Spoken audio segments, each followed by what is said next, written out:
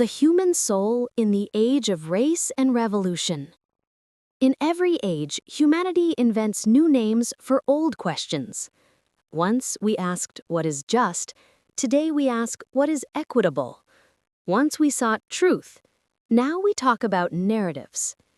And yet, beneath the new language, the same tremor moves through the human heart, the longing to be seen, to be heard, to belong, and to be right. Our world today is haunted by ideology, not just political, but existential.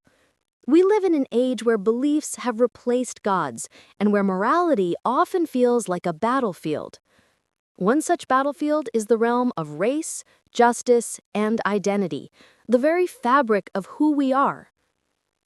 James Lindsay's Race Marxism is not just a book about critical race theory, it's a warning, a mirror, and perhaps a confession. It claims that beneath our modern struggles for justice lies an older spirit, a revolutionary impulse that sees the world not as a place to understand, but to remake. But what if that impulse also lives inside us all? What if the revolution we fear out there is a reflection of the one within? Race, reality, and the sacred. Race is real. Not biologically, but socially, emotionally, historically. It's written into our collective memory, our fears, our guilt. And because it touches the sacred, it becomes easy to turn into a moral absolute. Lindsay's critique is not against compassion or justice, it's against dogma. He warns that when we treat race as destiny or guilt as inheritance, we replace dialogue with ritual and justice with ideology. But the question remains, how do we heal something as deep as racial trauma without turning it into a new theology? Can we pursue justice without surrendering to purity? Can we see one another as individuals while still acknowledging history's scars? These questions do not belong to one ideology. They belong to all of us, to every human being caught between guilt and grace. The soul in the system. The more complex society becomes, the more we long for simplicity. We reduce people to data, morality to slogans, freedom to compliance. But in doing so, we exile the soul. When Lindsay writes about ideology, he is really writing about the soul's captivity to systems. Systems of power, systems of thought, systems of identity. The modern self is drowning in abstractions, algorithmic feeds, moral crusades, and political tribes. And anxiety grows not because the world is too complex, but because we've lost intimacy with the real. We no longer meet one another as souls, only as categories. And in that dehumanization, both oppressor and oppressed become trapped in the same machinery. Maybe the question is not whether one theory is right, but whether the human spirit can survive a world that no longer believes in truth. The mirror of ideology. Every ideology begins as a mirror. It reflects injustice back to us. But eventually, we forget it's a mirror and mistake it for reality itself. Perhaps what Lindsay calls race Marxism is not just a theory out there, but a symbol of how all ideas, once moralized, become total.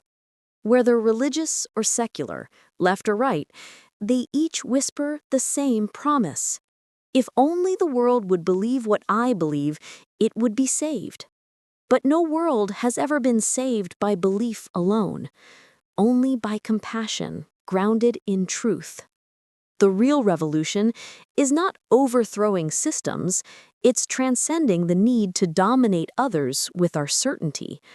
It's learning to live with contradiction, with mystery, with humility.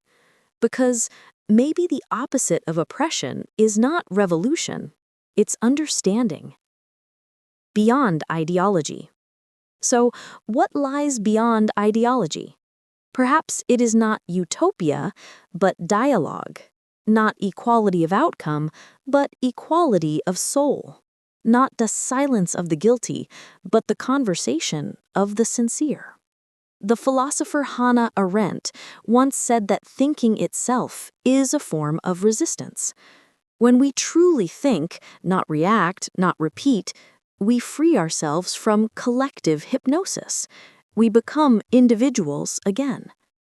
Maybe this is what Lindsay is really asking us to remember, that truth is not a weapon, but a path, that justice cannot exist without reason, and that every ideology, however noble, must eventually bow to something greater, the mystery of the human heart.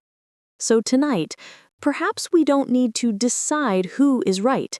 Perhaps it's enough to ask, where have we traded curiosity for certainty? Where have we confused morality with control? And what kind of freedom are we truly seeking? Freedom from others or freedom from illusion?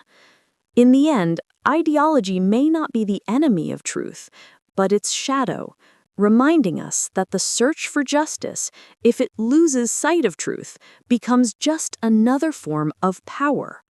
And maybe the only real revolution is to see and to love without illusion. Think deeply, speak gently, seek truth.